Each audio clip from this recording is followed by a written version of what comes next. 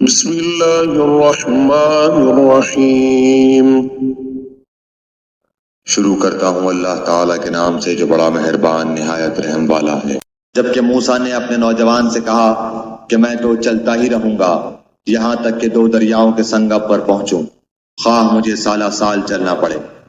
جب وہ دونوں دریا کے سنگم پر پہنچے وہاں اپنی مچھلی بھول گئے، جس نے دریا میں سرنگ جیسا اپنا راستہ بنا لیا۔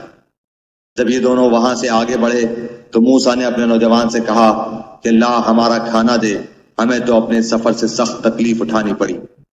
اس نے جواب دیا کہ کیا آپ نے دیکھا بھی، جب کہ ہم پتھر سے ٹیک لگا کر آرام کر رہے تھے وہیں میں مچھلی بھول گیا تھا۔ دراصل شیطان نے ہی مجھے بھلا دیا کہ میں آپ سے اس کا ذکر کروں۔ اس مچھلی نے ایک انوکھے طور پر دریا میں اپنا راستہ بنا لیا۔ موسیٰ نے کہا یہی تھا جس کی تلاش میں ہم تھے، چنانچہ وہیں سے اپنے قدموں کی نشان ڈھونڈتے ہوئے واپس لوٹے۔ پس ہمارے بندوں میں سے ایک بندے کو پایا جسے ہم نے اپنے پاس کی خاص رحمت عطا فرما رکھی تھی اور اسے اپنے پاس سے خاص علم سکھا رکھا تھا۔ اس سے موسیٰ نے کہا کہ میں آپ کی تابعداری کروں، کیا آپ مجھے اس نیک علم کو سکھا دیں جو آپ کو سکھایا گیا ہے؟ اس نے کہا آپ میرے ساتھ ہرگز صبر نہیں کر سکتے، اور جس چیز کو آپ نے اپنے علم میں نہ لیا ہو اس پر صبر کر بھی کیسے سکتے ہیں؟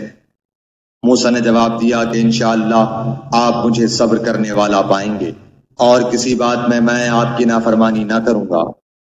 اس نے کہا اچھا، اگر آپ میرے ساتھ ہی چلنے پر اصرار کرتے ہیں تو یاد رہے کسی چیز کی نسبت مجھ سے کچھ نہ پوچھنا جب تک کہ میں خود اس کی نسبت کوئی تذکرہ نہ کروں۔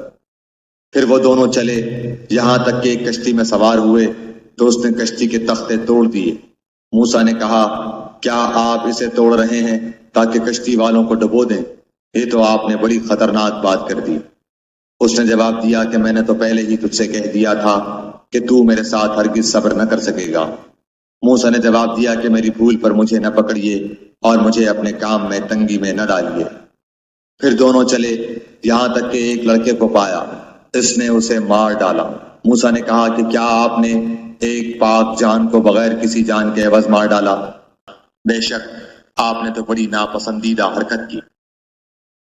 وہ کہنے لگے کہ میں نے تم سے نہیں کہا تھا کہ تم میرے ہمراہ رہ کر ہرگز صبر نہیں کر سکتے؟ موسیٰ علیہ السلام نے جواب دیا اگر اب اس کے بعد میں آپ سے کسی چیز کے بارے میں سوال کروں تو بے شک آپ مجھے اپنے ساتھ نہ رکھنا، یقیناً آپ میری طرف سے حد عذر کو پہنچ چکے۔ پھر دونوں چلے ایک گاؤں والوں کے پاس آ کر ان سے کھانا طلب کیا تو انہوں نے ان کی مہمانداری سے صاف انکار کر دیا۔ دونوں نے وہاں ایک دیوار پائی جو گرا ہی چاہتی تھی، اس نے اسے ٹھیک اور درست کر دیا۔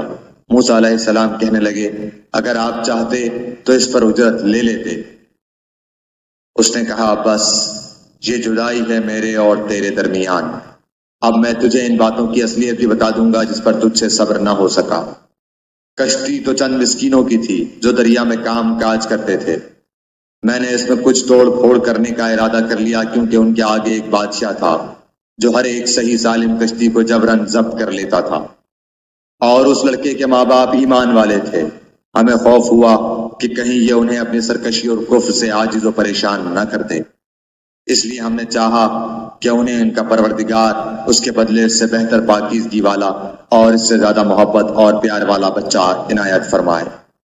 دیوار کا قصہ یہ ہے کہ اس شہر میں 2 یتیم بچے ہیں جن کا خزانہ ان کی اس دیوار کے نیچے دفن ہے۔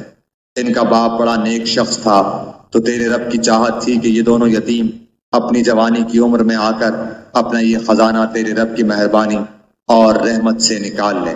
میں نے اپنی رائے سے کوئی کام نہیں کیا، یہ تھی اصل حقیقت ان واقعات کی جن پر آپ سے صبر نہ ہو سکا۔